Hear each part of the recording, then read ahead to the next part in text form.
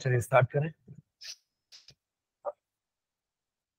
Last class में हमने unit number 2 revise किया था ना, आज रिवाइज करते unit number 3, that is periodicity. क्या था चैप्टर का नाम? पीरियोडिक टेबल एंड, हाँ मतलब एंड प्रॉपर्टीज है ना, पीरियोडिक प्रॉपर्टीज। तो पहले क्या क्या पढ़ा था इस चैप्टर में? स्टार्ट किए थे पहले कि हिस्ट्री क्या थी, है ना, कैसे पीरियोडिक टेबल बनी। तो सबसे पहले डोबरनियर ट्रायड्स आया था ना, मतलब अलग अलग लोगों ने अलग अलग तरीके यूज किए एलिमेंट्स को क्लासिफाई करने के लिए। जिसमें सबसे पहले कौन थे? डॉबरनियर, जिन्होंने एटॉमिक नंबर के हिसाब से और एटॉमिक मास के हिसाब से एलिमेंट्स को अरेंज किया in the increasing order of atomic mass, such that the middle element, है ना, atomic mass of middle element is the average of atomic mass of other two elements. ऐसे उन्होंने triads बनाने स्टार्ट किए। तो जैसे ये ट्रायड उन्होंने बनाया तो इसका atomic number, sorry atomic mass 7, इसका 39, ऐड करेंगे तो 46 divided by 2 that is 23, which is the atomic mass of sodium. But ऐसे 2-3 ही ट्रायड्स वो बना पाए थे, उसके बाद ये वाला जो उनका लॉ था वो फेल हो गया था। ठीक है। सेकेंड आए थे न्यूलैंड्स, है ना, Newland law of octave, Newland law of octaves.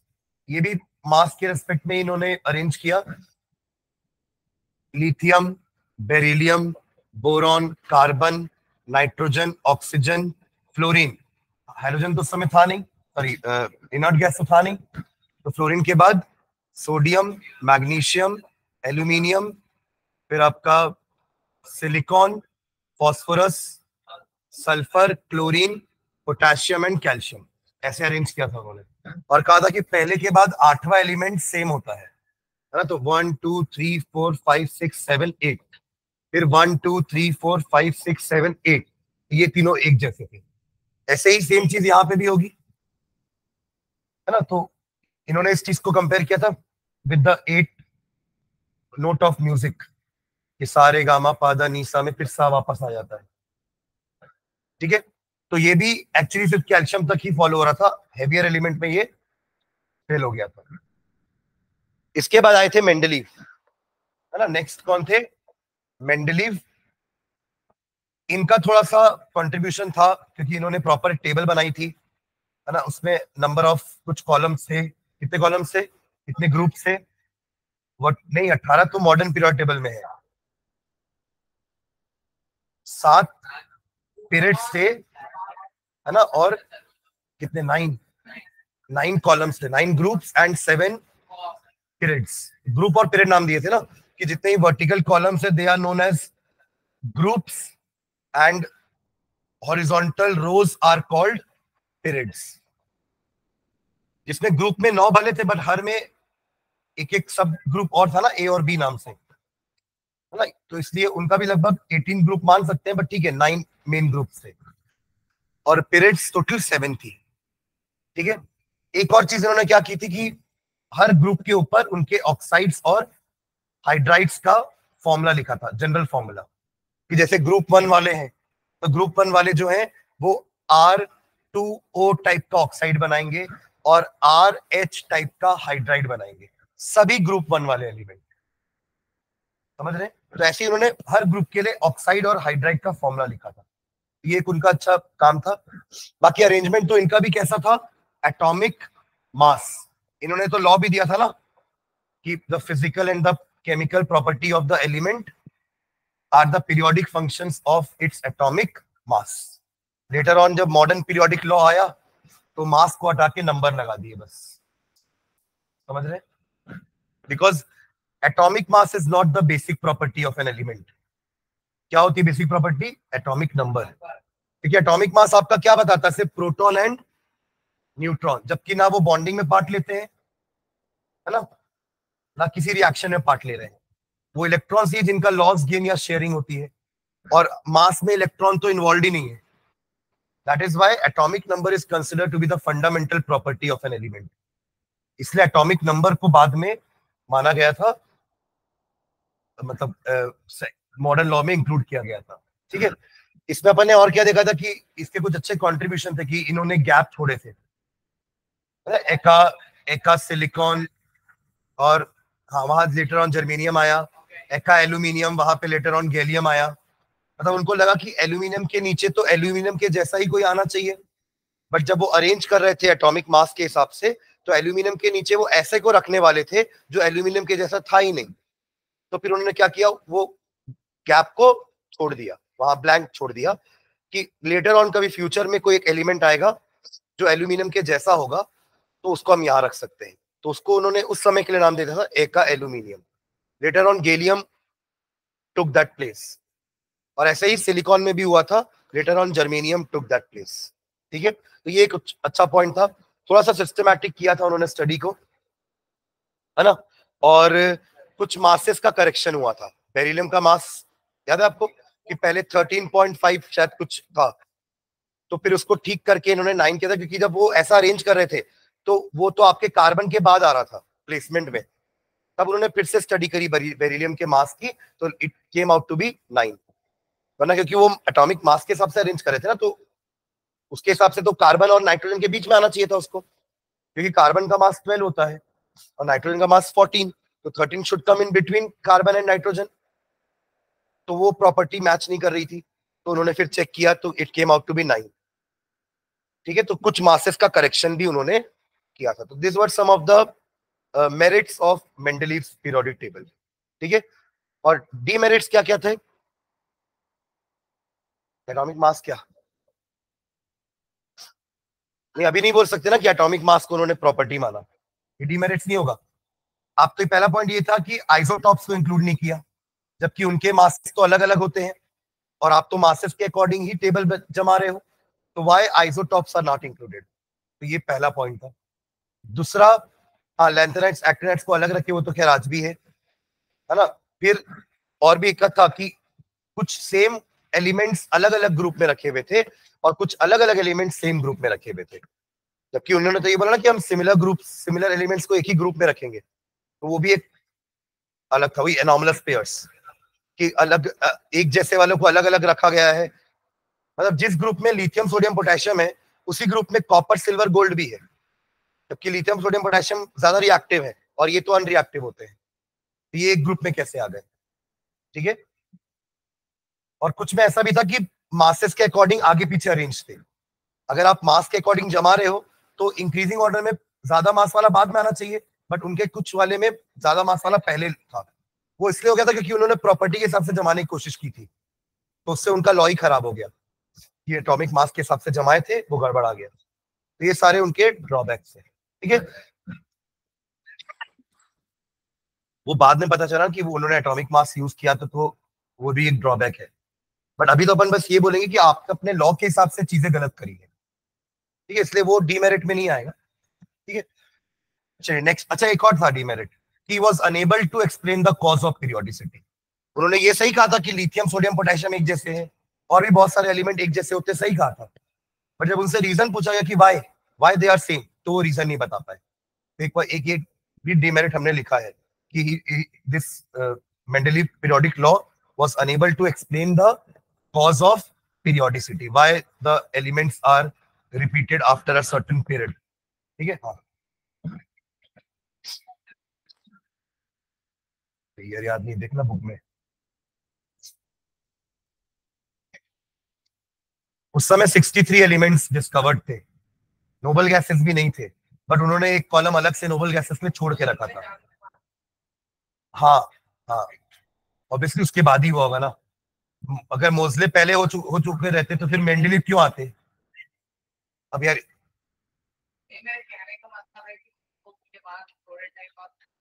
अब देखो, मैं मोस्ले के समय डॉबर नियर न्यूलैंड और वो जिंदा थे कि मर गए थे नहीं पता मुझे, है ना। वो आप लोग सर्च करना, है ना, कि सबका डेथ देखना और फिर मोस्ले ने कब डिस्कवर किया वो देखना, इन्वेंट किया तब देखना। ठीक है, ठीक है, आगे बढ़ते हैं। चलो, तो मेंडलीव सॉरी मोस्ले नेक्स्ट आए थे with its modern periodic table, modern periodic law, जो किस पे डिपेंड कर रहा था? एटॉमिक नंबर पे। तो the physical and the chemical property of the elements are the periodic function of their atomic number, not mass. तो इससे उन्होंने बता भी दिया कि क्यों पीरियोडिसिटी हो रही है, बिकॉज सबके पास आखिरी शेल का कॉन्फ़िगरेशन सिमिलर है। लिथियम के पास आखिरी शेल में एक इलेक्ट्रॉन है, सोडियम के पास भी आखिरी शेल में एक इलेक्ट्रॉन है, और पोटेशियम के पास भी आखिरी शेल में एक इलेक्ट्रॉन है। तो all have the same similar kind of outer shell configuration, तभी तीनों एक जैसे प्रॉपर्टी शो करते हैं। ठीक है, तो this was the cause of periodicity कि व्हाई दे आर सिमिलर। ठीक है, बाकी इनकी टेबल में भी 7 पीरियड्स थे, 18 ग्रुप थे, है ना। वो टेबल तो अपन पूरा बनाए थे एक बार, है ना। और क्या खास बात थी, कुछ कुछ ग्रुप्स को उन्होंने नाम दिया था, जैसे फर्स्ट ग्रुप का नाम था एल्कली मेटल, सेकेंड ग्रुप का नाम था एल्कलाइन अर्थ मेटल, 3 से 12 वाले आपके पूरे ट्रांजिशन एलिमेंट्स थे। फिर वहां पे boron family, carbon family, nitrogen family, oxygen वाले को चाल्कोजेंस नाम दिया था, हैलोजेंस था आपका group number 17, and last group number 18 was inert gases. यहाँ पे कौन कौन सी गैसेस थी? Helium with atomic number 2, neon with atomic number 10, argon with atomic number 18, krypton with atomic number 36, xenon with atomic number 54 and radon with atomic number 86। कैसे आते गए? इसमें 8 ऐड किया हूं, इसमें 18 ऐड किए हैं, और इसमें 32 ऐड किए। ये याद रखना, क्योंकि इससे अपन कॉन्फ़िगरेशन में थोड़ा हेल्प लेते हैं ना। अरे हाँ ना, अपन वो लोकेशन में भी हेल्प करते हो कि मैंने आपको बताया 78 कहां पर है, 78 एलिमेंट का पोजीशन कहां पर है। वो ब्लॉक वॉक सब पढ़े थे ना अपन, तो जेनॉन के बाद से इसको चालू करेंगे, क्योंकि रेडॉन के तो पहले ही आएगा। यानी कौन से पीरियड में होगा? 6th पीरियड में। 6 पीरियड तो है ना, first, second, third, fourth, fifth, 6 period में आएगा 78 वाला एलिमेंट, 6th पीरियड को बिलोंग करेगा। अब कौन से ग्रुप में और कौन से ब्लॉक में है, उसके लिए भी अपन अलग अलग रूल पढ़े थे। नहीं, 58, 57 लैंथेनम है। कैसे पता चला? 54 ये है, नीचे आए 55, 56 हो गया एस ब्लॉक, फिर 57 आपका लैंथेनम है। फिर नीचे आते हैं अपन 58 से 71 लैंथेनॉइड्स, फिर ऊपर आते हैं 72 से, फिर आगे बढ़ेंगे 86 तक, आपका 6th पीरियड चलेगा। ठीक है, और वो कहाँ रहते हैं आपके एक्टिनॉइड्स? यहां खत्म हुआ 86, 87, 88, 89 इज एक्टिनियम। तो 90 से 103 आर एक्टिनॉइड्स।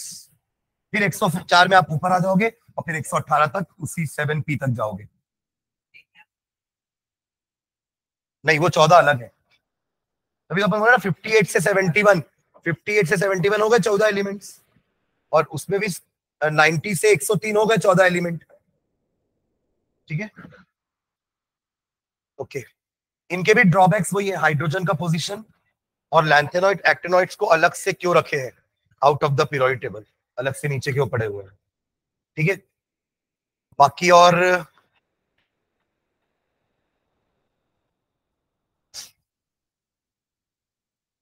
ठीक है, टेबल में तो बाकी पीरियड्स में कितने कितने एलिमेंट है? पहले पीरियड में 2 एलिमेंट, दूसरे में 8, तीसरे में 8, चौथे में 18, 18 और फिर 32 एंड 32। ठीक है, तो इतना पूरा आपका पीरियोडिक टेबल के बारे में था। इसके बाद आपने पीरियोडिक टेबल को 4 ब्लॉक में डिवाइड किया था, एस, पी, डी और एफ, जहां पे एस और पी मतलब ग्रुप नंबर 1 एंड 2, पी मतलब ग्रुप नंबर 13 टू 18, और डी मतलब ग्रुप नंबर 3 टू 12। और आपके एफ वाले तो ग्रुप नंबर 3 में ही आते हैं, they belong to group number 3। एक होता है पीरियड 6 में और एक होता है पीरियड 7 में। ठीक है, इनको अपन ने एस ब्लॉक एलिमेंट्स क्यों नाम दिया था? क्योंकि आखिरी इलेक्ट्रॉन एस सब शेल के ऑर्बिटल में जा रहा था। सुन रहे? जैसे आपका 1s1 है ना, 1s2, 2s1, 2s2, ऐसी 3s1 3s2 ये सब आपके कौन हो जाएंगे, एफ ब्लॉक एलिमेंट्स। यानी कि NS1 से लेके 2 तक इनका आउटर शेल कॉन्फ़िगरेशन होता है। ये लिखिए अपन सबके लिए आउटर शेल कॉन्फ़िगरेशन, ठीक है। और ये जनरली आपके सॉफ्ट मेटल्स होते हैं जिनका बॉइलिंग पॉइंट, मेल्टिंग पॉइंट थोड़ा कम होगा। Soft metal, sodium potassium, they can be cut with the help of knife. पर है मेटल, एक आपका एल्कली मेटल और दूसरा एल्कलाइन अर्थ मेटल्स, ठीक है। Group number 13 to 18 P block, ये कहां से होगा आपका, NS इनका 2 पूरा भरा होगा और N का P1 से 6 तक भराएगा। ये इनका जनरल आउटर शेल कॉन्फ़िगरेशन है, ठीक है। कितने 6 ग्रुप हो जाएंगे, और 6 ग्रुप का कारण है कि P सब शेल के पास 3 ऑर्बिटल होते हैं और 3 ऑर्बिटल में टोटल कितने इलेक्ट्रॉन आते हैं, 6। तो 6 ग्रुप इनका है। S सब शेल के पास एक ही ऑर्बिटल है और एक ऑर्बिटल में 2 इलेक्ट्रॉन, तो इसलिए 2 ही ग्रुप है S का, और P के 6 ग्रुप। अब आते हैं अगर D में, तो D orbital, D sub shell के पास 5 ऑर्बिटल्स है, हर ऑर्बिटल में 2-2 इलेक्ट्रॉन, तो टोटल 10 ग्रुप, 3 से लेकर के। इनको बोल रहे हैं ट्रांजिशन एलिमेंट्स, इनको बोलते हैं इनर ट्रांजिशन एलिमेंट्स, क्योंकि ये अंदर है, छुपे हुए हैं, इनर और इनर ट्रांजिशन एलिमेंट्स। और इनको ट्रांजिशन क्यों बोल रहे हैं, क्योंकि हम मेटल से नॉन मेटल की तरफ ट्रांजिट करके जा रहे हैं, ठीक है। यहां डी ब्लॉक क्या नाम दिए थे, बिकॉज पेनाल्टीमेट शेल के डी में जा रहा था, पेनाल्टीमेट शेल के डी सब शेल में आखिरी इलेक्ट्रॉन जाता है, ना कि ऐसा कुछ NS1 से 2 और N-1 D1 से 10, समझे क्या। और ये 1 से 2 क्यों लिखे, क्योंकि वो कॉपर क्रोमियम याद है, एक्सेप्शनल कॉन्फ़िगरेशन में NS से भी इलेक्ट्रॉन कई बार जंप करके 3D में चला जाता है या 4D में चला जाता है। क्लियर है इसका आउटर शेल कॉन्फ़िगरेशन। और F में क्या होता है, एंटी पेनाल्टीमेट, मतलब F में आपका अगर 6th पीरियड में है तो 4F भराता है और 7th पीरियड में तो 5F भराता है। तो वहां कैसा होगा, NS पूरा भरा होगा, N-1 D एक इलेक्ट्रॉन या 2 इलेक्ट्रॉन हो सकते हैं, और बाकी आपका N-2 F 1 से 14 तक चलेगा। This is the outer shell configuration of F block elements, ठीक है। SPDF पढ़ने के बाद अपन वहां पढ़े थे कि कैसे पहचानेंगे एटॉमिक नंबर से कि कौन सा एलिमेंट कौन से ग्रुप, पीरियड और ब्लॉक को बिलोंग करता है। तो S ब्लॉक एलिमेंट है तो उसका ग्रुप नंबर 1 या 2 ही होगा। और ये कैसे पता चलेगा, उसके आखिरी में वैलेंस इलेक्ट्रॉन देख करके, अगर वैलेंस इलेक्ट्रॉन 1 होगा तो it belongs to group number 1, valence electron 2 होगा तो it belongs to group number 2। और पीरियड कैसे पता चलेगा, उसका आखिरी शेल का अपन को नंबर देखना है, प्रिंसिपल क्वांटम नंबर, उसका जो भी प्रिंसिपल क्वांटम नंबर होगा वो बता देगा कौन से पीरियड में। जैसे फॉर एग्जांपल पोटेशियम देखते हैं, 19, 1s2 2s2 2p6 3s2 3p6 4s1, देखो ना, 10 6 और 2 8 18 और 1 19, तो आखिरी इलेक्ट्रॉन कहां गया, तो this belongs to S block, correct. N का मैक्सिमम वैल्यू क्या है, 4, तो पीरियड हो गया इसका 4। और बैलेंस इलेक्ट्रॉन कितना है, S ब्लॉक के लिए अपन क्या देखते हैं, जितना बैलेंस इलेक्ट्रॉन वही उसका ग्रुप नंबर, तो कितना बैलेंस इलेक्ट्रॉन है, 1, तो ग्रुप 1, ठीक है। P के लिए अलग था, बैलेंस इलेक्ट्रॉन +10 करते थे।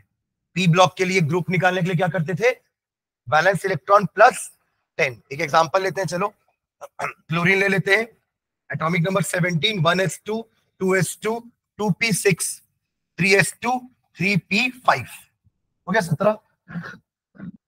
आखिरी इलेक्ट्रॉन एंटर्ड इन P, तो it is a P block element. N का वैल्यू 3 है मैक्सिमम, तो 3rd period.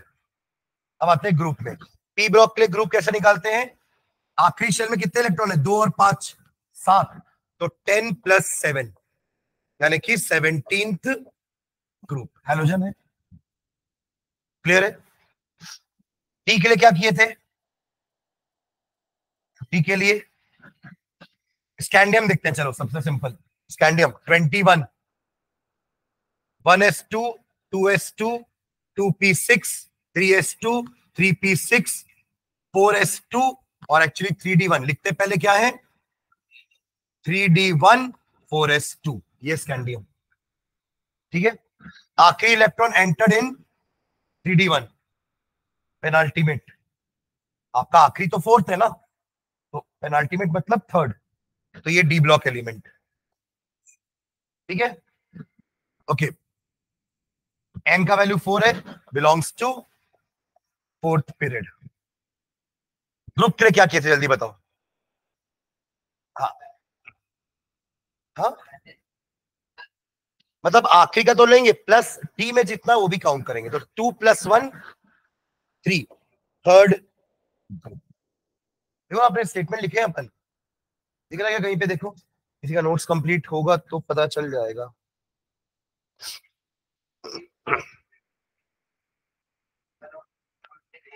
n-1d plus number of electron in the valence shell. तो वैलेंस शेल यहाँ पे फोर्थ है, तो उसमें 2 है, और n-1d में 1 है, तो 2 + 1 थर्ड ग्रुप। ठीक है, इतना अपन ने पहले पार्ट में पढ़ा था चैप्टर के। इसके बाद चालू हुई थी प्रॉपर्टीज। ठीक है, तो प्रॉपर्टीज में क्या क्या देखा था हमने? पहले एटॉमिक साइज या एटॉमिक रेडियस, जो अपन कितने टाइप के पढ़े थे? 4 टाइप के।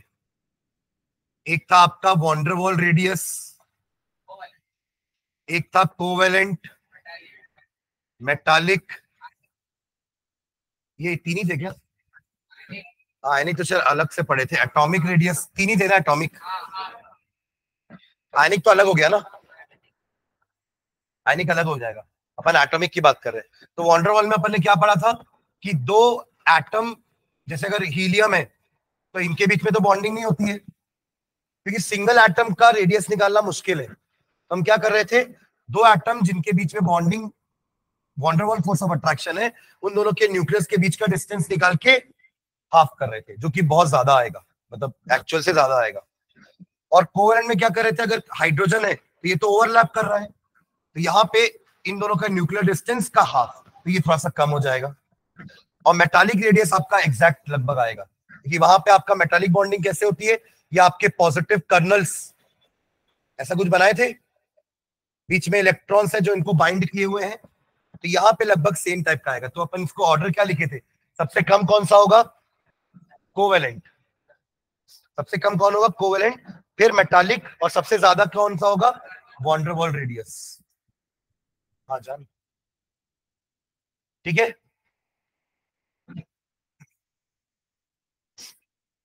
और अच्छा, एटॉमिक साइज का मतलब क्या है? न्यूक्लियस से आखिरी शेल का डिस्टेंस, न्यूक्लियस से आखिरी शेल का distance is the atomic radius, है ना। और क्या देखे थे अपन इसका पीरियड में और ग्रुप में कैसा होता है, ये देखे थे कि जब आप ग्रुप में ऊपर से नीचे आओगे तो एक एक पीरियड बढ़ती जा रही है, तो एटॉमिक रेडियस बढ़ता जाएगा। और जब आप पीरियड में लेफ्ट टू राइट जाओगे तो न्यूक्लियर चार्ज बढ़ रहा है, एटॉमिक नंबर बढ़ रहा है, मतलब न्यूक्लियर चार्ज बढ़ रहा है, तो श्रिंक होते जाएगा। तो एटॉमिक रेडियस पीरियड में डिक्रीज होता है और ग्रुप में इंक्रीज होता है। इसका रीजन है नंबर ऑफ शेल्स बढ़ रहे हैं, साइज मत लिखना ना कि रेडियस ज्यादा है बिकॉज साइज ज्यादा है। अरे तो वही तो पूछ रहे, साइज क्यों ज्यादा है? ठीक है, तो क्यों ज्यादा है? Because number of shells increases, तो आखिरी इलेक्ट्रॉन और दूर जाते जा रहा है, आखिरी शेल और दूर जाते जा रहा है। और यहाँ पे क्या रीजन है इसका? न्यूक्लियर चार्ज इंक्रीजेस, तो वो एटम को और ज्यादा, मतलब आखिरी शेल को और ज्यादा खींचेगा, तो उससे साइज क्या हो जाएगा? श्रिंक हो जाएगा। ठीक है, और क्या देखे थे? Ionic radii. आयनिक रेडियाई में क्या देखे थे कि कैटायन अपने पेरेंट एटम से हमेशा छोटा होता है, कैटायन अपने पेरेंट एटम से छोटा होता है, और एनायन अपने पेरेंट एटम से बड़ा होता है। पेरेंट एटम का मतलब क्या है? जिससे वो बना है। जैसे sodium ion is smaller than sodium atom and chloride ion is greater than या is bigger than chlorine atom. उसका रीजन भी वही न्यूक्लियर चार्ज के ऊपर ही था। जैसे यहाँ पे तो क्या है, एक शेल कम हो गया, एक शेल कम हो गया, ठीक है। या आप ये बोल सकते हो कि यहाँ पे 11 प्रोटॉन 10 इलेक्ट्रॉन को खींचेंगे, और यहाँ 11 प्रोटॉन 11 इलेक्ट्रॉन को खींचेंगे। तो यहाँ ज्यादा खींचा जाएगा तो ये छोटा हो जाएगा, ये आपका बड़ा रहेगा। हाँ, नेट न्यूक्लियर चार्ज बढ़ गया ना, तो न्यूक्लियर चार्ज बढ़ गया तो खिंचाव ज्यादा हो गया, तो छोटा हो गया। ठीक है, और यहाँ पे क्या हो रहा है, यहाँ पे 17 प्रोटॉन 18 इलेक्ट्रॉन खींच रहे हैं, यहाँ 17 प्रोटॉन 17 इलेक्ट्रॉन खींच रहे हैं। तो 17 प्रोटॉन 18 इलेक्ट्रॉन को ज्यादा नहीं खींच पाएंगे, ज्यादा खींच पाएगा तो ये छोटा और ये बड़ा रहेगा। ठीक है, उल्टा याद रखना कि कैटायन छोटा हो जाता है तो एनायन बड़ा होता है। ठीक है, और इसमें क्या देखे थे साइज में,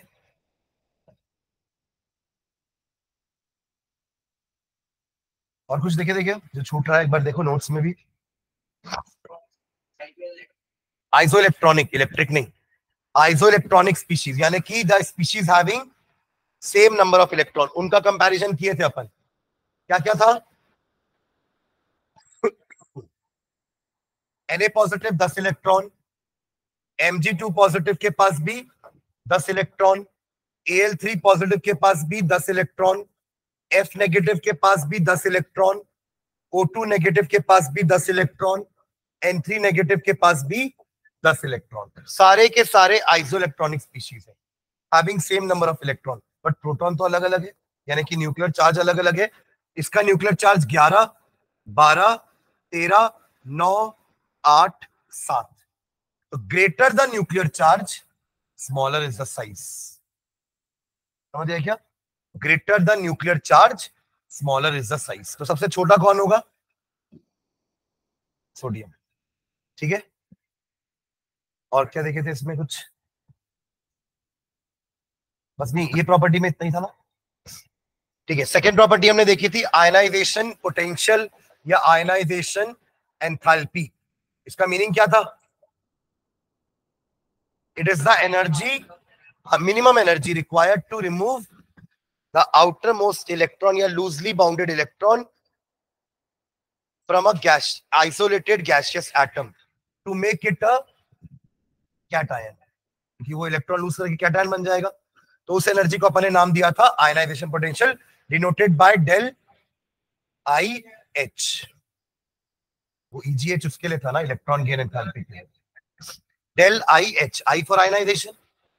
और सक्सेसिव आयनाइजेशन एंथैल्पी क्या होती है, एक इलेक्ट्रॉन निकालने के लिए पहला एनर्जी दी है डेल आई एच वन, दूसरा इलेक्ट्रॉन निकालने के लिए एनर्जी दी है डेल आई एच टू, तीसरे के लिए दी है डेल आई एच थ्री।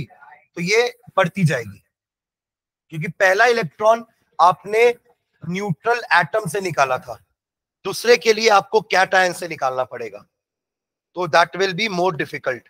तो जैसे जैसे आयनाइजेशन एंथैल्पी बढ़ेगी, मतलब successive, the value increases. del IH3 is greater than del IH2 is greater than del IH1। ठीक है, ओके, इसका भी अपन ने across the period and down the group देखा था, और कुछ फैक्टर्स अफेक्टिंग देखे थे, जैसे कि एटॉमिक साइज अगर बढ़ेगा तो क्या होगा बताओ। हाँ, हाँ कम हो जाएगी ऑब्वियसली, तभी तो आखिरी वाला इलेक्ट्रॉन बहुत दूर हो जाएगा ना न्यूक्लियस से, तो आराम से निकल पाएगा, क्योंकि उसका न्यूक्लियस के साथ पकड़ कमजोर हो जाएगा। तो एटॉमिक साइज बढ़ेगा तो आयनाइजेशन एंथैल्पी डिक्रीज होगी। समझ रहे, what about nuclear charge, nuclear charge बढ़ेगा तो हाँ साइज कम हो जाएगा, उल्टा हो जाएगा ना इसका, तो आयनाइजेशन एंथैल्पी बढ़ जाएगी, तो आईई इंक्रीजेस। समझ रहे हैं क्या, अब आपको पता है कि ग्रुप में क्या होता है, ग्रुप में साइज ऊपर से नीचे आओ तो बढ़ता है, तो ionization enthalpy down the group क्या होगी, एक सेकेंड जाती है ना।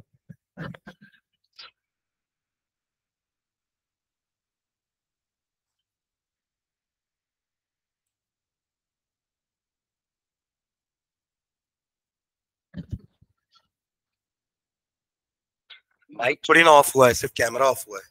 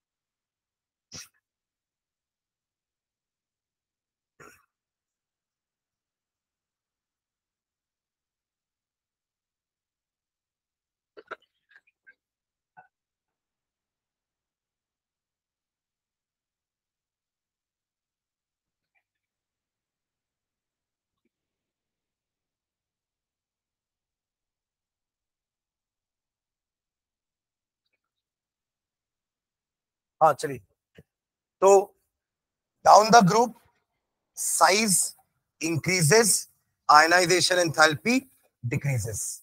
तो caesium is the most electropositive element. Francium तो रेडियो एक्टिव होता है, इसलिए उसको छोड़ दो, अनस्टेबल होता है। Caesium is the most electropositive element. और across the period size decreases, ionization enthalpy, और इंक्रीज होना भी चाहिए क्योंकि उस तरफ नॉन मेटल्स है, और नॉन मेटल्स की टेंडेंसी इलेक्ट्रॉन लूज करने की नहीं होती है, गेन करने की होती है।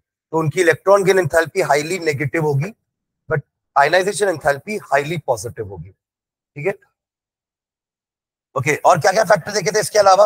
एक दो फैक्टर और देखे थे ना, एक स्क्रीनिंग इफेक्ट था, है ना, इसमें इसी में पढ़े थे ना, पेनिट्रेशन इफेक्ट। पेनिट्रेशन इफेक्ट में अपन ने क्या देखा था कि एस वाला ज्यादा अंदर होगा, पी वाला बाहर, डी और एफ सबसे बाहर। तो जितना ज्यादा पेनिट्रेशन होगा, है ना, उतना इलेक्ट्रॉन निकलना में मुश्किल होगी। मतलब एस का इलेक्ट्रॉन उतना जल्दी नहीं निकल पाएगा जितना पी का जल्दी निकलेगा। तो penetration increases, ionization enthalpy increases. Penetration decreases, ionization enthalpy decreases. Size बोल सकते हैं, मतलब एक ही एक्चुअली देखो, 3s का इलेक्ट्रॉन है और 3p का इलेक्ट्रॉन है, तो कौन सा ज्यादा जल्दी निकल पाएगा? तो 3p का, क्योंकि 3p आउटर साइड में है। पेनिट्रेशन कम है, पेनिट्रेशन ज्यादा है, मतलब न्यूक्लियस से पास में ये ज्यादा है, ये साइज बोल सकते हैं। ठीक है, पर साइज आप देखो आउटर ऑर्बिट का देखते हो, एटॉमिक साइज कितना बड़ा छोटा है। ये अपन बस क्या कंपेयर कर रहे हैं कि एक ही शेल के दो सब शेल के इलेक्ट्रॉन्स हैं, दोनों एक ही शेल के हैं, बट सब शेल्स अलग अलग है, एस और पी। तो कौन सा इलेक्ट्रॉन ज्यादा जल्दी निकल पाएगा? तो पी वाला, क्योंकि पी वाला थोड़ा बाहर की तरफ है, एस वाला अंदर की तरफ है, तो वो न्यूक्लियस से पास है और ये न्यूक्लियस से दूर है। ठीक है, और एक अपन ने देखा था स्क्रीनिंग इफेक्ट, या एक और नाम क्या दिए थे, शील्डिंग इफेक्ट।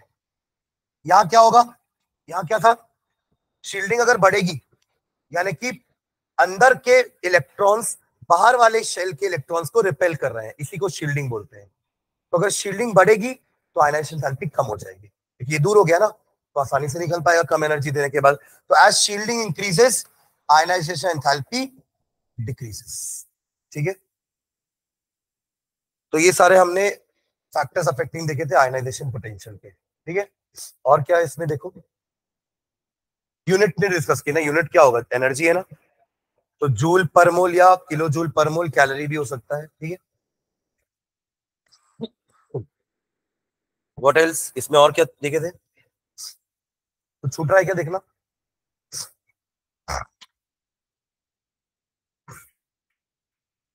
नेक्स्ट था electron gain enthalpy, denoted by del EGH। ये भी आपका एनर्जी ही है, तो इसका भी यूनिट सेम होगा जो हमारे आयनाइजेशन पोटेंशियल का था। बस ये क्या था, इसमें क्या है, आप अगर इलेक्ट्रॉन ऐड करवा रहे हो तो एनर्जी रिलीज होती है। तो it is the energy released when an electron is added to the outer most shell. वहां पे एनर्जी रिक्वायर्ड टू रिमूव था, या एनर्जी रिलीज्ड, है ना, when electron is added to the outer most shell. ऐसा इसलिए क्योंकि इलेक्ट्रॉन जब बाहर होता है ना, तब उसकी एनर्जी बहुत ज्यादा होती है, पर जब वो अंदर आता है तो एनर्जी रिलीज करते हुए बैठता है, क्योंकि उसके पास बाहर जितनी थी अंदर उतनी रिक्वायरमेंट नहीं है, तो बाकी वो क्या कर देता है, रिलीज। यहां भी सक्सेसिव देखे थे, डेल EGH1। तो सक्सेसिव में क्या होता है, जैसे अपन ने ऑक्सीजन का एग्जांपल देखा था कि पहली आयनाइजेशन एंथैल्पी हाईली नेगेटिव थी। नेगेटिव का मतलब ये है कि वो एनर्जी क्या हो रही है, रिलीज हो रही है, नॉट एब्सॉर्ब। ये है बस वो नेगेटिव साइन का मतलब, सुन रहे हैं क्या? देखिए एनर्जी कभी ऐसे नेगेटिव नहीं होती ना, तो एनर्जी नेगेटिव शो करने का रीजन क्या है कि that energy is released not absorbed. पूछ रहे होते हैं इसमें, अच्छा उसमें एक एग्जांपल बताना मुझे, नाइट्रोजन और oxygen, 1s2 2s2 2p3, 1s2 2s2 2p4। अच्छा ये एक्सेप्शन में था ना कि यहां पे आपके 3 इलेक्ट्रॉन एक ज्यादा स्टेबल कॉन्फ़िगरेशन में है, और यहां पे चौथा इलेक्ट्रॉन निकल सकता है आसानी से। नाइट्रोजन के बाद ऑक्सीजन आता है, तो आयनाइजेशन एंथैल्पी क्या होती है, इंक्रीज होती है ना। तो O की ज्यादा होनी चाहिए थी N से, जबकि N की ज्यादा होती है O से, कारण N का कॉन्फ़िगरेशन स्टेबल है, तो उससे इलेक्ट्रॉन निकालने में ज्यादा एनर्जी देनी पड़ेगी इन कंपैरिजन टू ऑक्सीजन। तो इस टाइप का अगर गिव रीजन आते हैं कि give reason why ionization enthalpy of nitrogen is more than ionization enthalpy of oxygen, जबकि पीरियड में तो लेफ्ट टू राइट इंक्रीज होता है।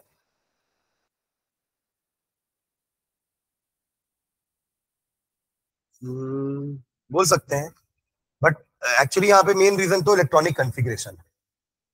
ठीक है, हाँ चलिए, तो वापस आ जाए इस पे, और कुछ तो नहीं छूटा ना। हाँ, हमने क्या देखा था कि पहली electron gain enthalpy generally non metal की नेगेटिव होती है, और दूसरा इलेक्ट्रॉन निकालने ऐड करने जाओगे तो वो पॉजिटिव भी हो सकती है। जैसे हमने ऑक्सीजन का एक एग्जांपल लिखा था, देखो ऑक्सीजन का एग्जांपल क्या लिखे थे, रिएक्शन लिखे थे ऑक्सीजन का। तो पहली आयनाइजेशन एंथैल्पी कितनी थी, -141, दिख रहा है, -141। और दूसरा जब इलेक्ट्रॉन ऐड करने गए थे O2 नेगेटिव बनाने के लिए, तो कितना हो गया था, +780, है ना। ये मैंने क्वेश्चन दिया भी था, ये क्वेश्चन मैंने दिया भी था कि second electron gain enthalpy of oxygen is less negative, more negative या पॉजिटिव, तो उसका आंसर क्या होगा, पॉजिटिव। ठीक है, कितना 780 कुछ था ना, 780 है, 780 है, और वो है -141 किलो जूल पर मोल। ठीक है, अच्छा, यहाँ हमने इंक्रीजेस डिक्रीजेस की बात नहीं की थी ना, हमने हाई नेगेटिव, लो नेगेटिव या पॉजिटिव की बात की थी, कि जब आप लेफ्ट से राइट पीरियड में जाओगे तो electron gain enthalpy becomes more negative, क्योंकि आप नॉन मेटल की तरफ जा रहे हो, वो आसानी से इलेक्ट्रॉन को बैठा सकते हैं। और जब नोबल गैस तक पहुंच जाओगे ना, तो उसकी तो पॉजिटिव होती है, ये याद रखना ना। वो नेगेटिव मतलब लास्ट का एकदम नेगेटिव नहीं होना चाहिए, वो क्या हो जाएगा, पॉजिटिव, क्योंकि नोबल गैस की कॉन्फ़िगरेशन स्टेबल है, वो और इलेक्ट्रॉन को बैठाएंगे नहीं, पर तब भी अगर आप बैठाना चाहोगे तो you have to give energy. ठीक है, तो left to right electron gain enthalpy becomes more and more negative, noble gases की पॉजिटिव, डाउन द ग्रुप या लेस नेगेटिव, है ना, लेस नेगेटिव। इसी मतलब यही वर्ड्स यूज करके अपन को इलेक्ट्रॉन गेन एंथैल्पी को बताना है in a period and in a group. Increases decreases नहीं बोलेंगे, लेस नेगेटिव, मोर नेगेटिव, तो down the group it becomes less negative. ठीक है, पर अगेन यहाँ पे हमने एक्सेप्शन में लिखा था कि सबसे ज्यादा इलेक्ट्रोनेगेटिव, देखो आप लोगों ने टेस्ट में भी ये गलती करी थी कि सबसे ज्यादा इलेक्ट्रॉन गेन एंथैल्पी किसकी होती है, मैंने पूछा था, तो आंसर क्लोरीन है, सबने फ्लोरीन लिखा था। Chlorine is the most negative, most electronegative element, वो सही है, बट सबसे ज्यादा इलेक्ट्रॉन गेन एंथैल्पी क्लोरीन की है, ये हमने लिखा भी एक्सेप्शन में ना। दोनों वाला पॉइंट कहां पर है, हाँ, क्लोरीन का साइज छोटा है, क्लोरीन का साइज बड़ा है, ये कारण है कि इलेक्ट्रॉन जल्दी बैठ जाता है क्लोरीन में, सुन रहे हैं क्या, क्योंकि क्लोरीन में क्या हो रहा है, साइज छोटा है, तो इलेक्ट्रॉनिक रिपल्शन भी ज्यादा रहेगा, तो इलेक्ट्रॉन जो बैठेगा ना उसको वो उतना जल्दी बैठने नहीं देगा जितना क्लोरीन बैठने देगा, सुन रहे हैं क्या। तो याद रखना कि डेल EGH सबसे ज्यादा क्लोरीन का है, पर क्वेश्चन अगर आता है which is the most electronegative element, तो वो फ्लोरीन है। दोनों अलग अलग चीजें, समझ रहे हैं क्या, वो पॉलिंग स्केल से वैल्यू 4 दिए थे ना उसको, वो है आपका मोस्ट इलेक्ट्रोनेगेटिव एलिमेंट फ्लोरीन, और second most electronegative element is oxygen, not chlorine, सुन रहे हैं। तो ये कॉमन मिस्टेक थी सबके पेपर में, कि मैंने पूछा था विच इज मोस्ट या which is having most negative electron gain enthalpy, तो वो आंसर होगा फ्लोरीन। ठीक है,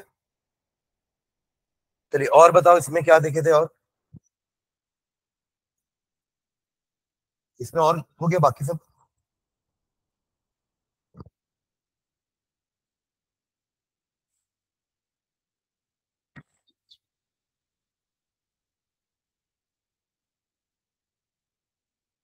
लिखे भी ना, chlorine has the most negative electron gain enthalpy, chlorine की होती है -328 और क्लोरीन की होती है -349। ठीक है, नेक्स्ट हमारा टॉपिक था इलेक्ट्रोनेगेटिविटी। ये टेंडेंसी थी, है ना, it is not a physical quantity, तो इसका कोई फॉर्मूला या कोई ऐसे यूनिट नहीं है। जैसे अपने इसमें यूनिट लगाई ना, किलो किलो जूल या जूल पर मोल, वैसे उसमें ऐसा नहीं है। ठीक है, बाहर चले जाओ, अरे बाहर देर सब खेल रहा है, पेन पेन तुरंत बाहर, जल्दी बाहर, बाहर। 2-3 बार और बोल चुका हूं मैं तुम लोगों को, यार तू अलग बैठ, इसके साथ आके बैठ।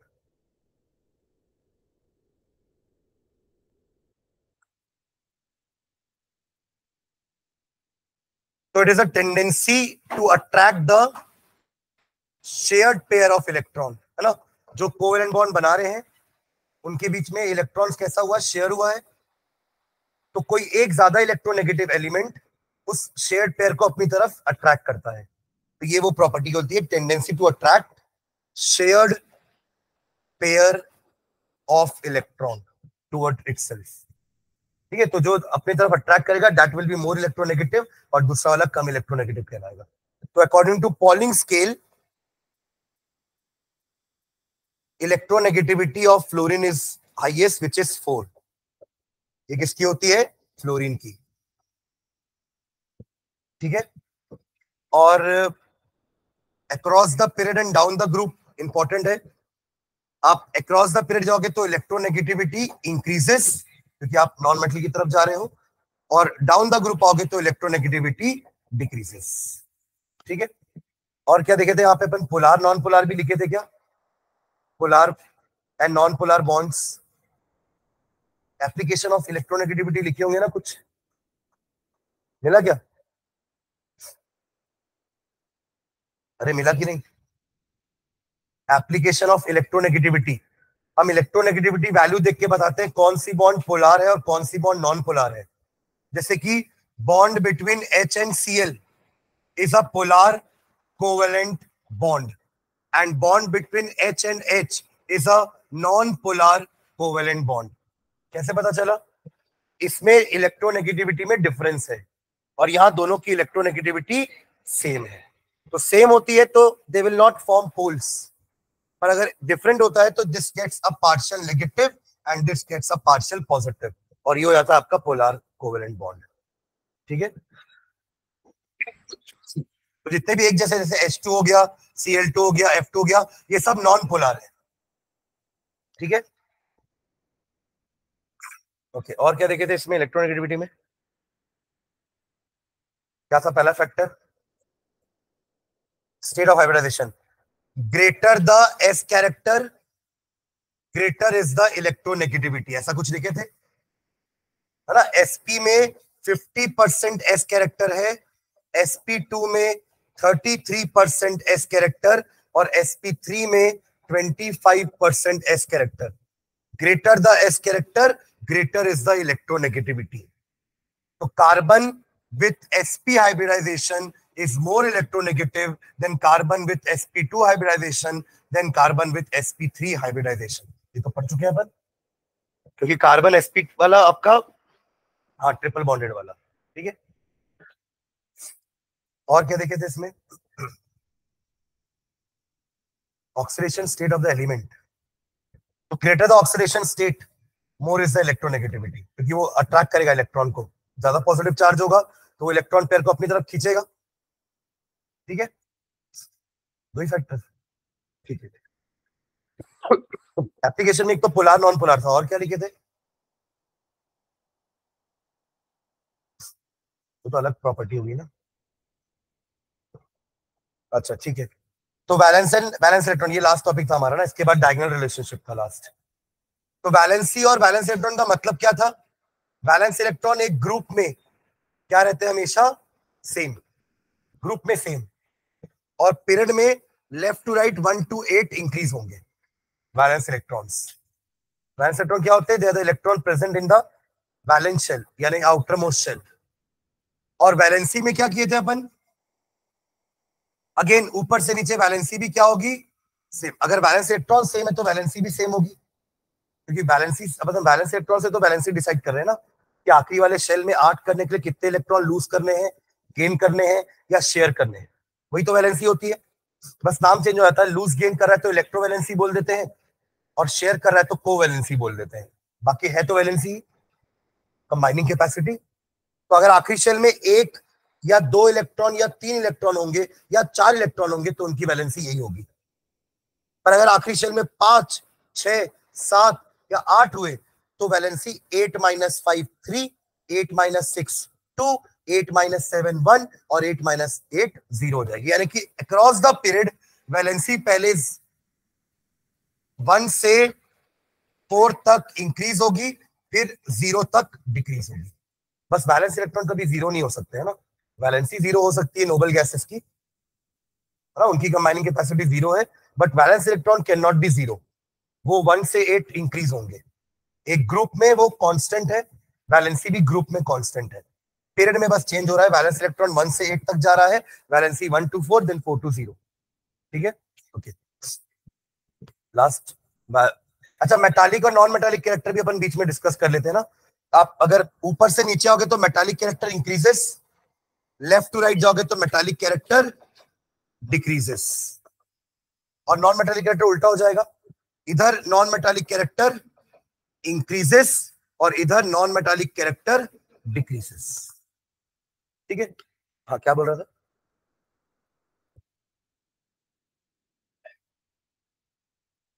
वो वेरिएशन तो वही हो गया ना, शायद मैं शायद पूरा एक साथ बनवाया था सारे को ना, वो भी बनाए थे क्या आप लोग?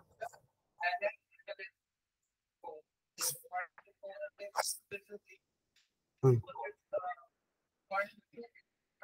हाँ उसी के लिए बोल सकते हैं।